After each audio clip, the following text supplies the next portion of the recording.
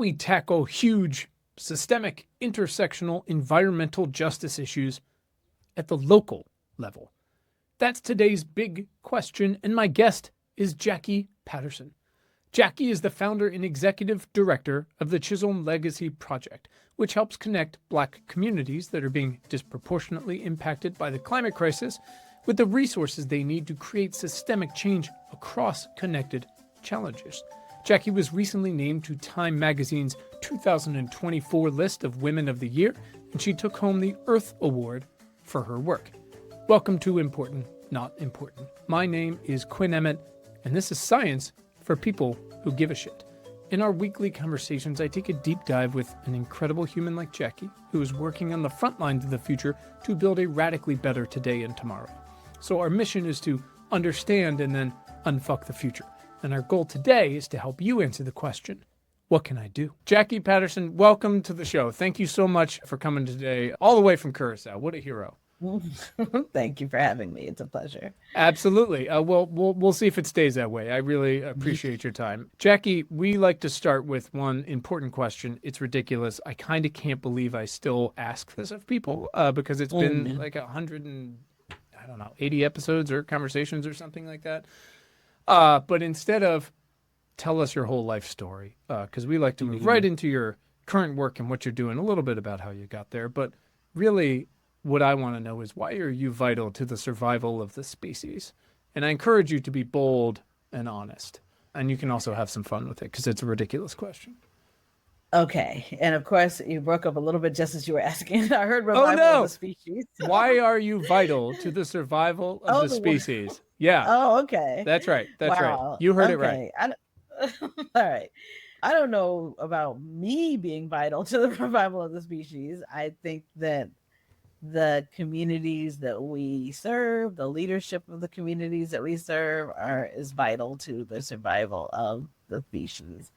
In terms of many of the communities that we work with have the historical relationships and traditions that are in harmony with the earth. And so we know that the earth will sustain no matter what.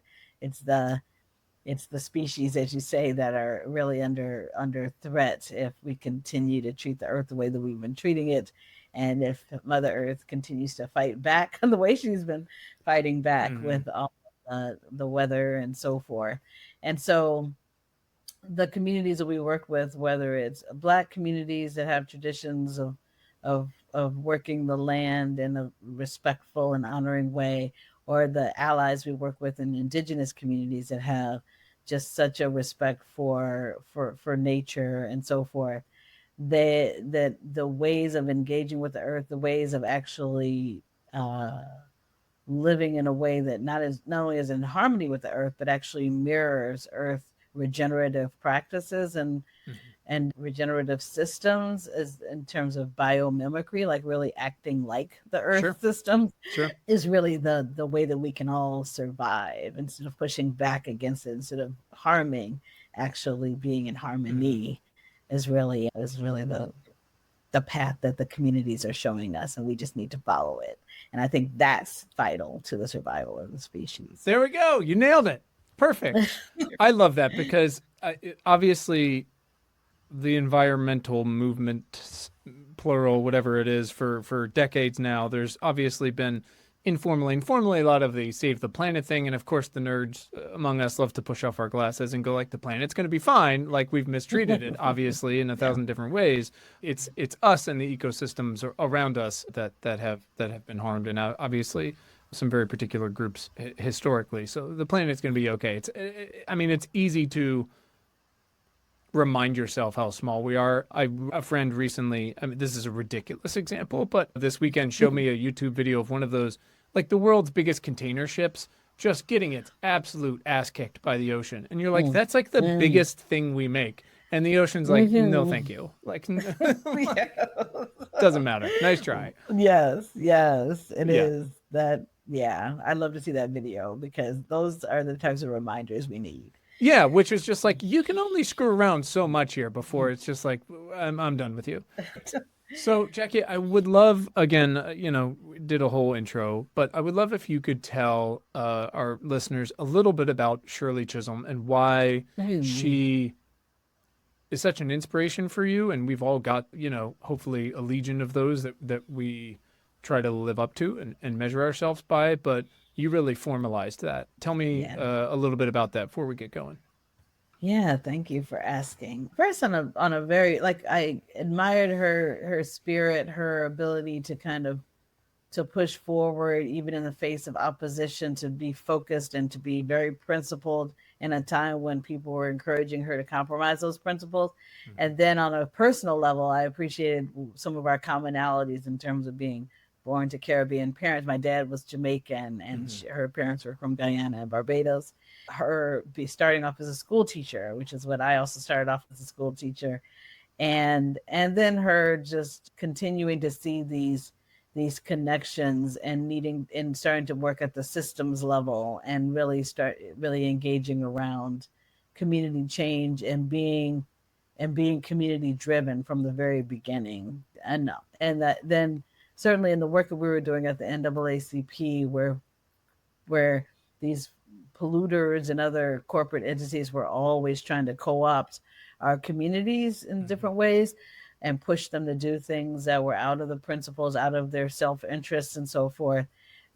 Her mantra, unbought and unbossed, became a rallying cry for us as well. So she just, in so many ways, just pushing forward and making a way out of no way, as they say, is we're all that combination, and also doing it with a smile and with a sense of humor and grace. Mm-hmm. And the fact that she crossed the aisle and went to George Wallace's bedside after he was it stabbed or anyway, or yeah, Mm-hmm. somehow shot or stabbed.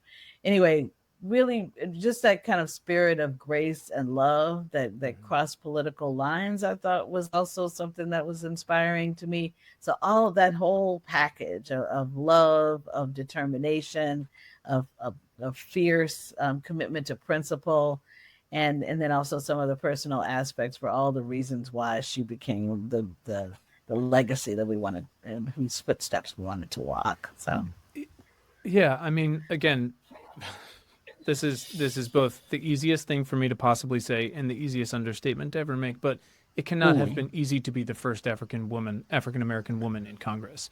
But to do mm-hmm. then what she did, like you said, with such grace, but also being so steadfast to those principles and then acting through them was amazing. And it's easy to I'm a big government dork, like history of government dork. So I was Ooh, previously aware of it, but I love doing some good research, and one of the quotes that really stuck out to me of hers, and apologies if I mangle it or misattribute it to it, that's but okay. I try to have our guests over almost 200 conversations. We're almost 50% people of color and about 60 not white guys. So mostly folks who identify as women, and it's important to me because people have heard enough of folks like me. And a lot of Mm. guests have talked about how important it is, whether they're trying to be an astronaut or they're a cancer scientist or whatever it is, to simply take up space where there might not be any. And I really Mm. love, again, and I might mangle at her idea of, if there's not a seat at the table, bring a folding chair.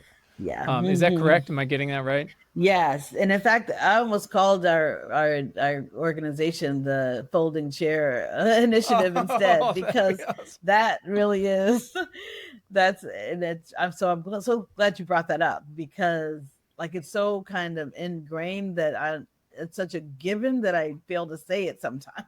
Mm-hmm. But yeah, that really is the biggest, because the work that we do is with communities that some don't even know there is a table, much less do they have a seat at the table. They're so disenfranchised by society. Mm-hmm. And we really serve as a bridge. We serve as that folding chair to get folks to that table. And yes, that is definitely the our number one favorite quote from Shirley Chisholm. But just what you said makes so much sense. I mean, I was a liberal arts major. I was a religion major. I'm an atheist. Mm, I'm like a pagan, mm, but I loved learning about why people do what they do, because that applies to history and war and civil rights and politics and all these different things, right? Because in so mm-hmm. much of the world, it's not just like a church you go to on Sundays. It's how you live your life every day, right? So that all really stuck out to me. But yeah, I don't know. I think it's so important to understand that so many people don't know there's tables, like you said. Yes. I started doing this work. I had no idea what FERC was. I mean, I didn't know what FERC Mm, was until about a year ago, and I was like, "What?" And then you're wow. like, "Oh, they're the whole thing. It's the whole thing, Right. right?" The whole I thing. mean, how many? But even on a more local level, public utility commissions. I mean, again, Yes. the keys to the kingdom. No one goes to those meetings because they don't know that No. that place even exists. But how powerful can you Exactly. be if you show up? So I want to get into that, Yes. and I really love that idea. And Mhm. it makes sense, right? The issues faced, put on marginalized people so often revolve around the inability to access and or afford or rely on in any way our most fundamental needs, right? These aren't just climate issues, they're survival issues and civil rights Yeah. issues. So Mhm. on that note, kind of coming obviously you've done so much amazing work over the years and worked in so many bigger places. I'm curious why you would start your own organization instead of continuing to work from within these bigger existing organizations who theoretically can move the needle quite a bit. Mhm. Yeah, thank you. It's a very good question. One is that, unfortunately, as you said, the need is so extremely vast, and it's so interesting because we are like the land of milk and honey. We're the land of abundance and so forth, but the distribution is so clogged Mm. in terms of the system, and so for example, when I was with the NAACP, we were working with communities that had in NAACP chapters that were folks who definitely needed the assistance of a large organization to help to organize, to get the rights made, to achieve their rights within their community situations. And then there were communities that we found that didn't have an NAACP branch or chapter. And we were working through this NAACP branch chapter system. And like I said, didn't even, like, at least the NAACP branches and chapters, through being connected to that organization, had a notion that there was a table and they were Mm-hmm. collectively thriving and individually striving towards a seat at those tables. And then it was really in working within the ACP that I got a window to communities that didn't have a chapter or branch, didn't have any connection to any other organization, and definitely didn't have a seat at the table or even a pathway to get a seat at the table. Mm-hmm. And so I really wanted an organization that was sheerly devoted to those places where no one was working, Mm-hmm.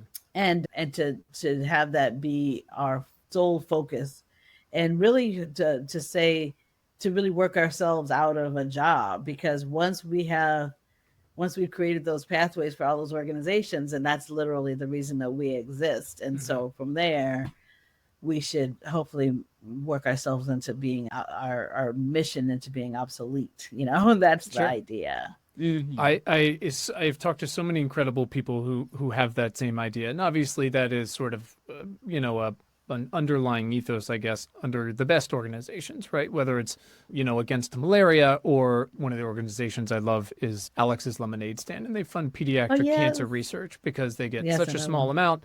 And I remember talking to two women scientists who were explaining things that I could never even begin to understand. Like the level Mm-hmm. of which they're smarter than me is just not even in the room.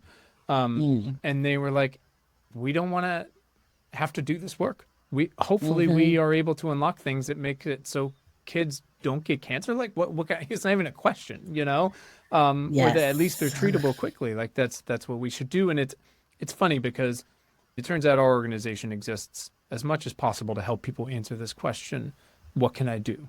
And you start the Chisholm project. You Yeah. say, I'm going to found it. I'm inspired by this incredible person who did so much, who dragged a folding chair to the table when she had to. And it seems like that's what a lot of the project's work is: community building, Mm-hmm. movement building, Yeah. to people who were left out of those, even though they've been doing it informally. They're the most Mm-hmm. affected. Was that the Mm-hmm. original intention? Is that how you're spending most of the time now? Yes, that was the original intention. And one thing that has, so what we thought. was that we were going to work with scores of communities and that we will be ourselves facilitating visioning, facilitating the communities, and for them to come to a vision of not just what they need or what they want to stop in terms of the bad things that are happening in their communities, or need in terms of the basics, but to how to go from barely surviving to actively thriving. And so helping with visioning, helping to develop a strategy, helping to develop an action plan, and then as a resource hub, connecting them to folks who have, whether it's technical resources that they might need, learning how to start a local food project. Doesn't necessarily take money. You get some seeds and get, do, or it's financial needs that they might have. So like connecting them with a community foundation or whoever might have finance, with all this federal funding coming down. Sure. So we thought that's what we would do. Like our principal thing would be helping folks to do the visioning, the strategy, the action plan, walk alongside them as they implement, but then pulling in from the ecosystem to help them to get those resources that they need to reach the finish line of self-determination. So that's still our mission. But as we started to work with the data to identify the communities that we would send the organizers out to, and as the organizers started going out to communities, one thing that became clear, we always knew we were going to draw on the ecosystem, but the sheer number of communities that are in this situation of not even having a pathway to the table, there are so many. And just the level of depth of need that there is. A community in Maryland that has, median household income is $7,416 annually. I don't even know how that's possible. Exactly. And the number of communities that we've found in those kind of, $10,000 a year, 11,000. I mean, that one was the worst number that we found. And it was interesting that I was in Maryland. But anyway, but just the sheer number has really expanded us a little bit into calling on the ecosystem, not just to provide those kind of, to be a part of the tapestry, provide those resources, but also calling on more organizations to do what we do, and more people to do that, help with the visioning, the strategy, the action planning at that level as well, because we can't, in Mississippi, for the criteria in our mapping, there were like 219 communities that met our criteria in Mississippi alone. Sure. So, and we don't want to grow into this. Yes, we're trying to work ourselves into obsolescence, but we also don't want to grow into this like empire with like hundreds of more, so we're not, like, as you said, like I might have moved on from the NAACP to start this organization, but it wasn't to start a massive organization. Another it was massive trying to fill a gap. Yeah. But we really want to help those other organizations to be able to do more with these communities. We want everybody to feel this responsibility towards these communities who are in the land of plenty, and especially a number of the communities we work with, I'll stop here, are freedmen settlements. So they're communities that were started by people who were emancipated from enslavement.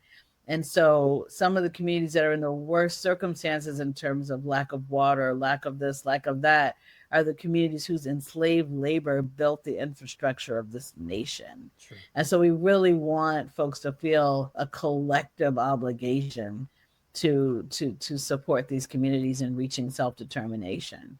And so that's kind of the part that has expanded a bit in terms of not just calling on the ecosystem to kind of to fill patches in this tapestry, but to actually wrap arms around collectively a responsibility to get a seat at the table for each and every one of these communities, to build a true democracy and to build self-determination that we all should have access to. And I am now, my new kind of mantra is that there are no necessary evils. Like people feel like, oh, well, some people are just going to be poor. Like this is just the way it is, I'm like, no, absolutely not. No, it was just designed that way.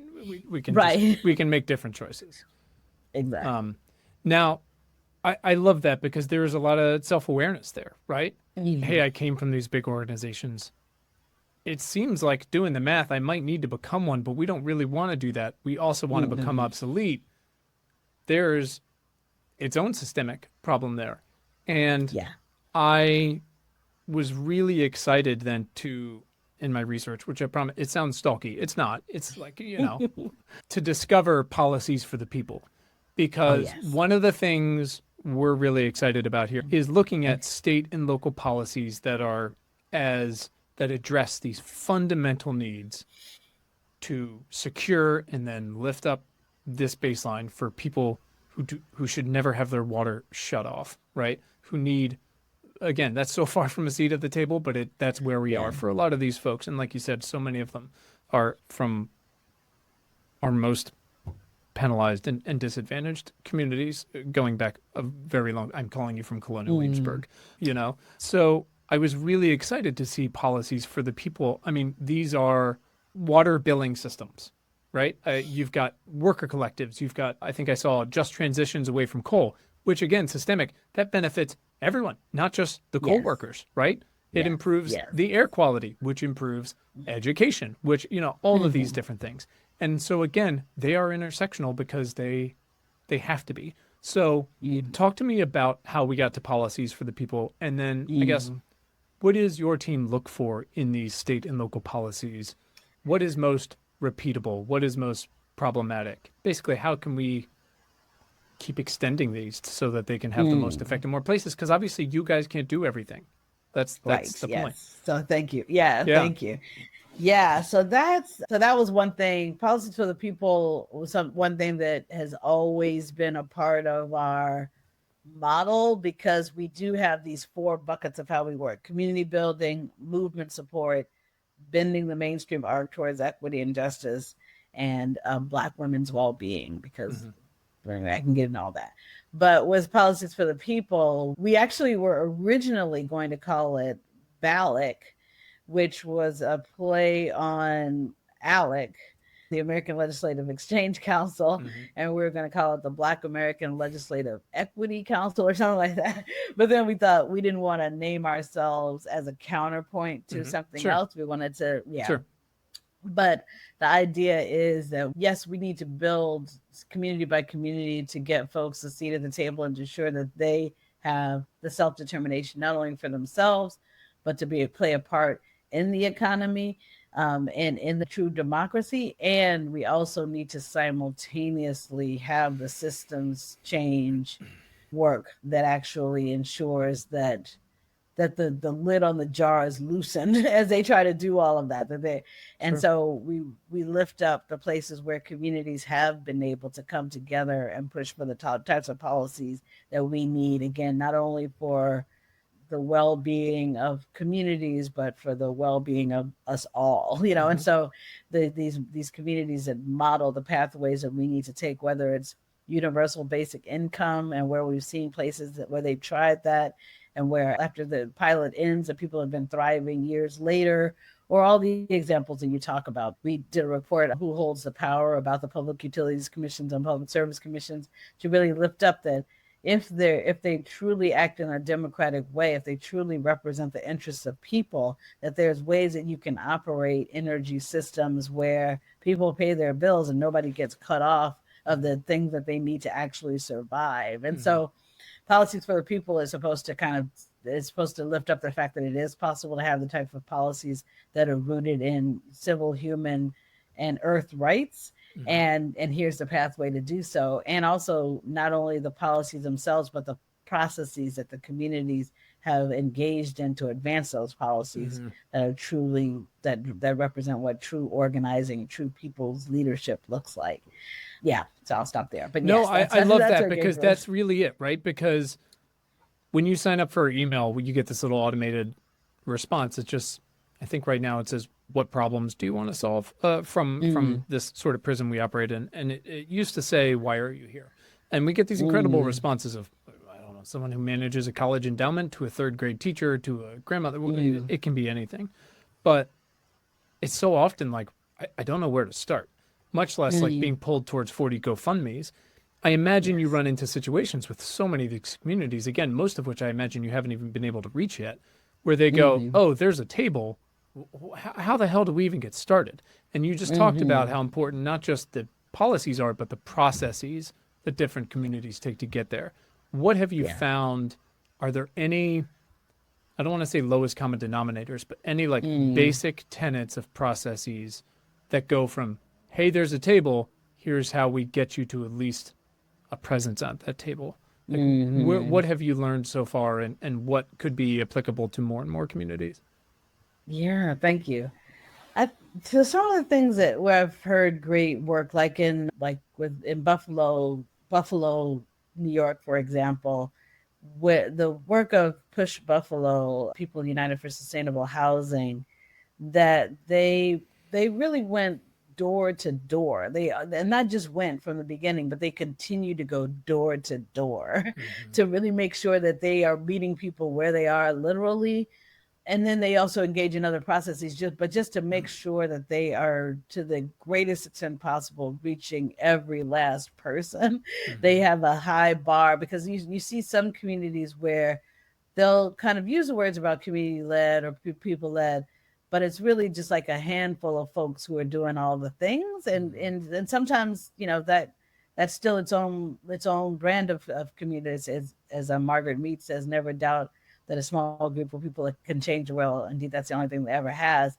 And at the same time, I've really appreciated those models where people have made sure that they are touching every person, even if they can't Mm-hmm. literally sit at the table, but they're listening, and they're ensuring that their thoughts and their desires are included at the table.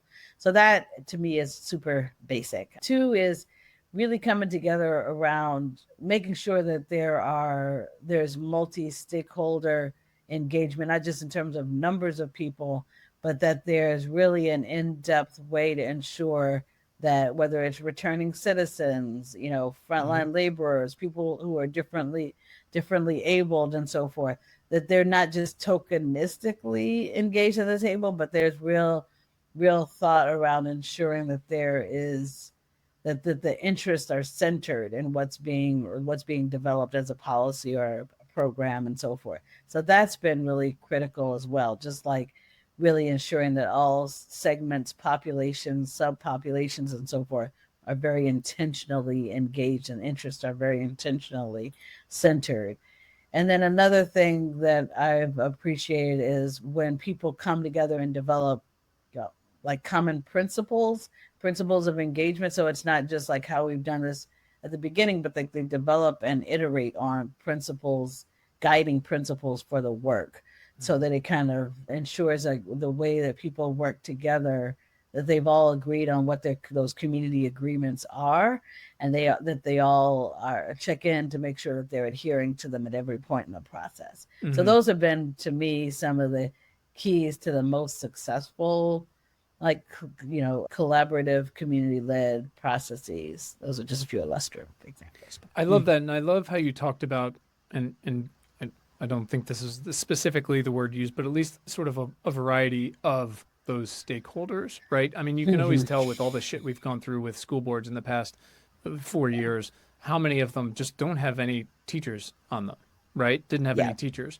I had a wonderful conversation with, oh God, when was it? Oh, sorry, time doesn't exist for me anymore. With Congresswoman Lauren Underwood last year Oh before, yeah. and Mm. her talking about, of course, there haven't been nearly enough African American women in Congress, but just nurses, Mm. parents and moms or people who have tried to give birth and haven't been able to. And we think back to, I Yes. used this example recently, but I remember in 2009 when we were arguing over pre-existing conditions and just thinking to myself, oh, if you're against this, like you just must not know anyone with one of these, Mm. because you Mm. can't know someone, much less have one, and possibly argue against it.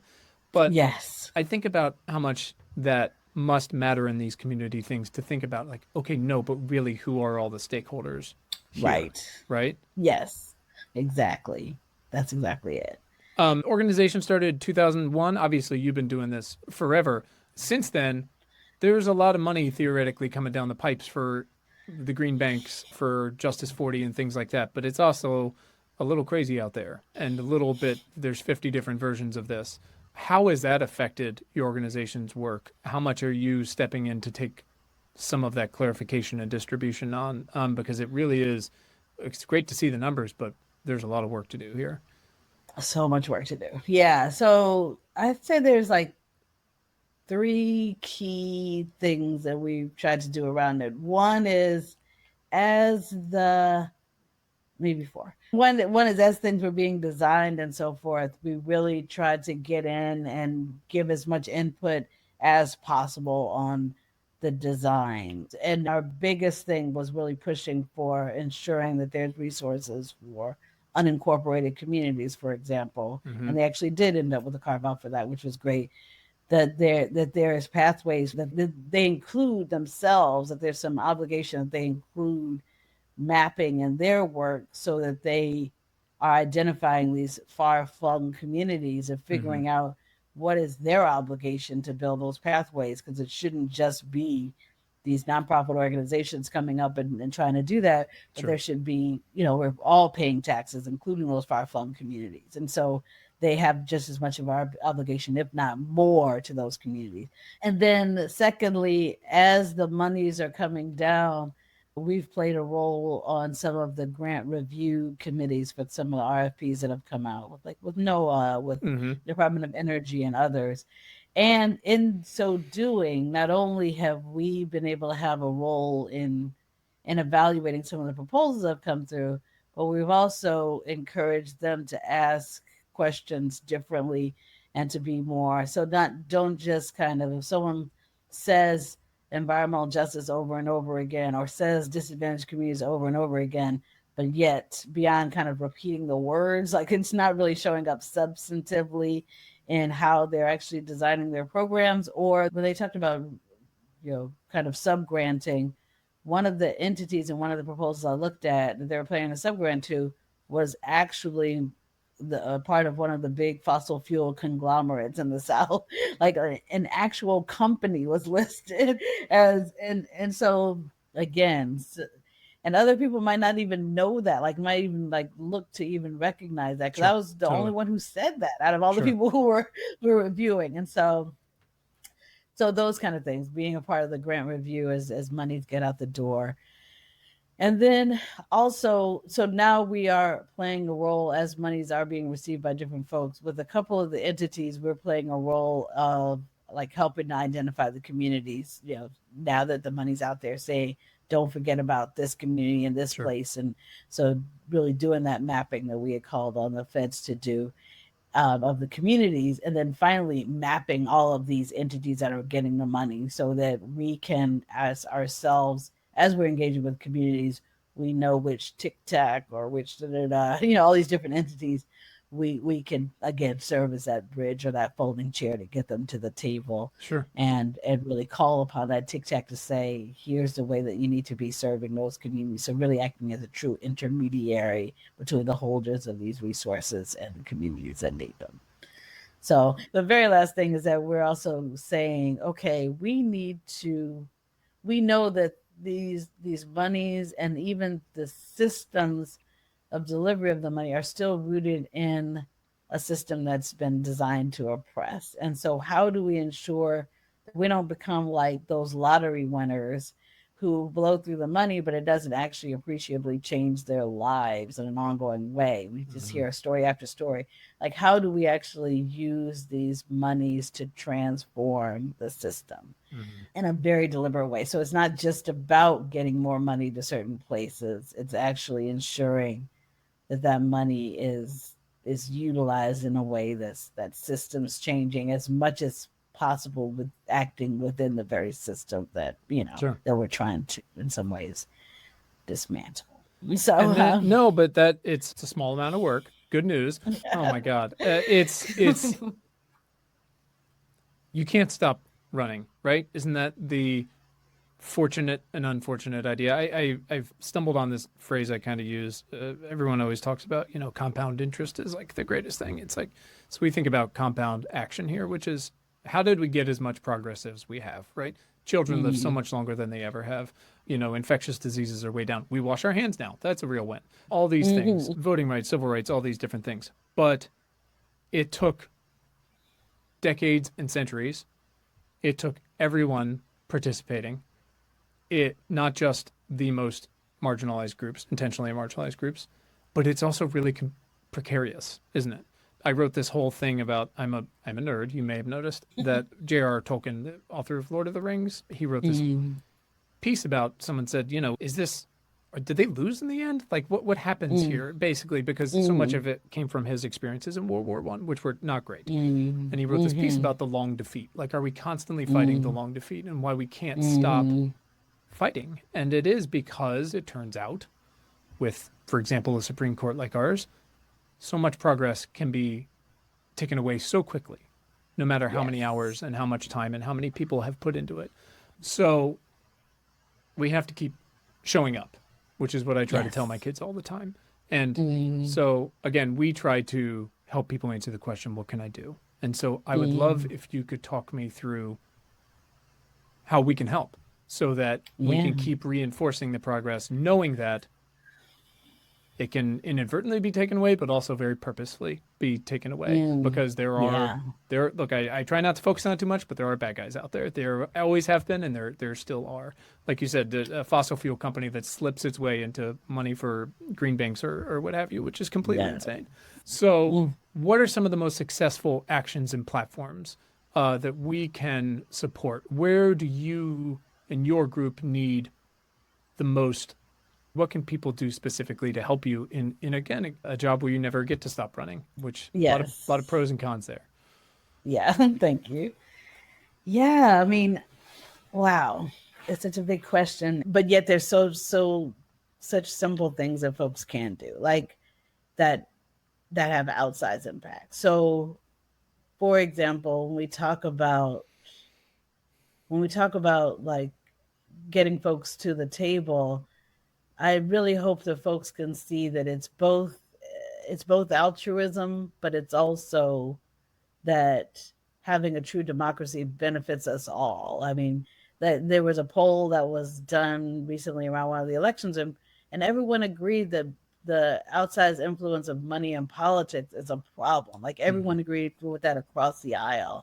And the thing that's going to defeat authoritarianism, which is really what's happening with the corporatocracy, is like really building a mass-based true democracy. And so when we get down to some practical things that folks can do, like specifically to help with the mission of the Chisholm Legacy Project, for example, even if people are a part of like one of the communities we work with that hasn't had running water since the mid 80s, it's just 14 miles outside of Dallas, one of the richest cities in the world. So we're in there. We're holding these town hall meetings. We're having these conversations. We've been able to get folks access to the hydro panels. We've been able to get EPA and USDA to start to really pay attention, and they're on the pathway to getting that infrastructure. And interestingly enough, that same community was founded by 11 people who had been emancipated from enslavement in 1878.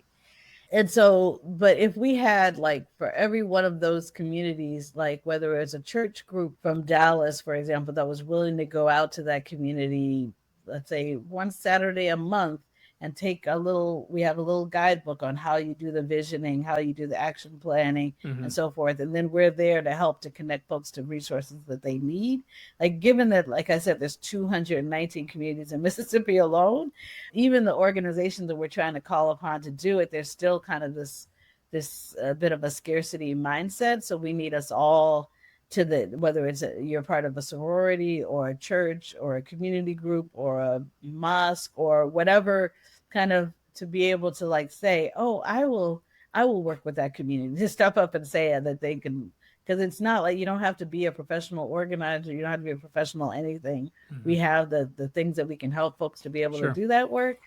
But if they would just give their time and their heart to be able to go out even once a month to be in community, it would make a huge, huge, huge difference. That's one example. Two is, of course, paying attention to those when we're at the voting booth, paying attention to some of those down ballot things, getting educated around the Public Service Commission and the Public Utilities Commission, and ensuring that you have a commissioner who is not like a retired fossil fuel exec or someone who still has all of their their literal pension and investments tied up in the fossil fuel company, who is then going to be carrying the interest of the fossil fuel industry instead of the people. Mhm. So ensuring that we're voting the right people into office, whether it's at the public service commissions or the school board, as you said, because Sure. each and every one of these offices make a difference. Another would be running for office because again, we need good candidates who are Mhm. going to counter the folks who are out there with without the people's interest in mind. That we also need folks to be able to volunteer at local organizations to the extent that, again, it's a variation on what I was saying before about going out to community, but volunteering at local organizations, whether it's food justice organizations, environmental justice organizations, all of these different things. Also, just going back to voting, if you see any initiatives, ballot initiatives or otherwise around campaign finance reform, please pay attention. Mhm. Again, to get money out of politics is really critical for us all. Those are a few things that I would say. I have a longer list, but I love those it. are top of Well, mind. we'll happily take your longer list and all of your lists of organizations and things like that. And again, policies for the people. We'll link to all of that. And by the way, one of the things I Yeah. really love about the way you have shared that is that so many of the ones that are listed are ones that have already passed. And Yes. anybody who lives their life in checklists, like I do, which is some of them are completely insane, is you can really bum yourself out if you're constantly looking at what you haven't done yet. And you don't Yes. look at what we've built, look at what we've passed. Where are the Yes. patterns? Where are the lessons? Where are the processes we can extract from these to go, oh, maybe we can take this one Hmm. and go here? Because it's completely abhorrent that there is a community in the United States that hasn't had running water since the 80s. Like I'm Yeah. trying to wrap my head around that. And again, like I you said, know. there's 200 plus communities in Mississippi. That unfortunately does not surprise me. A $7,000 household income in Maryland. Again, there's parts of Maryland that have suffered, obviously, but that's, I mean, again, you look at this and go, it's it's a little bit like you find a little mold in your house and you start pulling back the wall and you go, oh Jesus, right? It's Right. everywhere. Who is Yes. the specialized company who can help me redo all this? And that's what you do, but you can't do it all. You can't do it all. No. So showing up and like you said, any kind of campaign finance report, so that we're not just. It's great to help these organizations and these cities and non-incorporated localities in a one-off basis, but building new systems and making it so we can stop thinking about water shutoffs. You know, Yes. would be just so great Yes. to have that off the list entirely. Right. You know, Exactly. like Exactly. it I don't Yeah. know. It seems like common sense. So anything else that people can do to resources with your organization or others to get educated, to Mm. volunteer, you can share them now or we can list Yes. them later if you have those things because that we try to be specific because people go literally tell me what button to press and I go here's the button you should Right. press. We've already done Yes. the research for you. So we would love to have anything Yes. you got. Okay. Absolutely. Thank you. Thank you. I 100%. appreciate that. Jacqui, last couple questions before we get you out of here. Who is, and we ask everybody these, it's not a lightning round, sorry. Who is someone in your life that has positively impacted your work in the past 6 months? That's a good question. I will say Mariah Barber. Okay. She is someone who is, so I shared, I think before we're online, that I'm here celebrating the Mm-hmm. birthday of a friend. Well, the friend's daughter is Mariah, who is Okay. actually who started an organization called Invisible Strengths, Okay. and it's specifically for people who are differently abled, and it's connecting. It's ensuring that employers are equipped to be able to work with people who are differently abled. That people who are differently abled, that their resumes are put forward and so forth and are available. But the reason that Mariah is an inspiration is because she's now on the board of the Chisholm Legacy Project, and she has started to do outreach in the very communities that we've talked about. Mm, And she goes from community to community. She's 30 this year, but I still think of her because I know her, I've known her since she was born.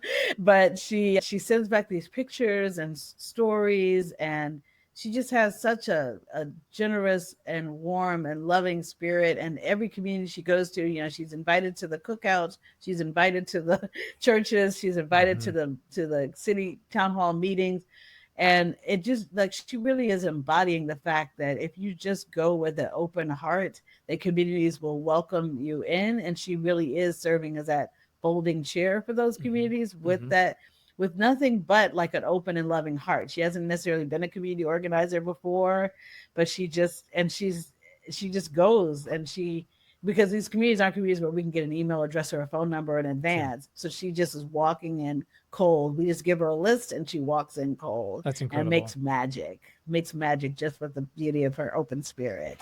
And so she inspires me every day. She tells stories from the field.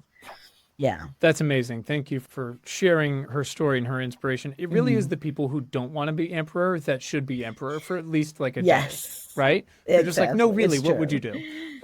That's amazing. Last one.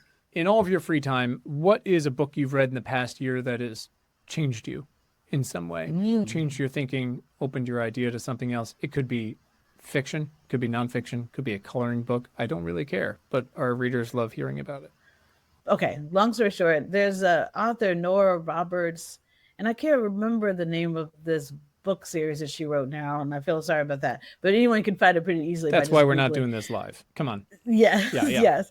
And the story that she's written is about someone who's about a catastrophic event that happened in the world, and people having to start over, and it was just interesting, kind of her thoughts about how people were organizing themselves, how they developed a system where, they didn't have prisons and those kind of things because the world was pretty decimated. But yet they were able to, they had to kind of think about what accountability looks like when people did harm each other and so forth. They had to think about how to create tools and how to grow food and how to do all the things that just to build a society from scratch. And that really inspired me, just in terms of just thinking in that way of how to start from the beginning again. Sure. Yeah. And it reminds me of this Buddhist concept of the beginner's mind, which is another thing that I've been really leaning into these days. And so, yeah, I'd say that. Does it include Of Blood and Bone? Possibly. I'm looking at a list here. There's 6 books. It says 13 years ago, a catastrophic pandemic known as the Doom killed billions. For those left behind, it's a chance to build a new world. Okay, that sounds right. Sounds right. Yes. Great. We'll call it that. No, I'm super curious. Well, we like to throw them all up on Bookshop so people can check them out. And we've got truly such a wide collection of those things. And I love the Buddhist beginner's mind thing. Again, I was a religion major for what it's worth. And talking to folks like yourself and folks like Lauren Underwood and incredibly smart scientists and young people, it requires a beginner's mind because I'm not any of those things, to be very clear. So I feel that. Thank you for this conversation. I really appreciate it. I'm trying to get you out of here right on time. I'm a minute over. I apologize. Thank you so much. Sorry if it was a little all over the place, but you're just you're doing work that's both so specific and intentional, but also all over the place, it turns out. So we want to help as much as we can. So thank you for your time. Thank you so much. It was a wonderful conversation. That's it. Important Not Important is hosted by me, Quinn Emmett. It is produced by Willow Beck, and the music is by Tim Blaine. You can read our critically acclaimed newsletter and get notified about new podcast conversations at importantnotimportant.com. Thanks so much for listening, and thanks for giving a shit.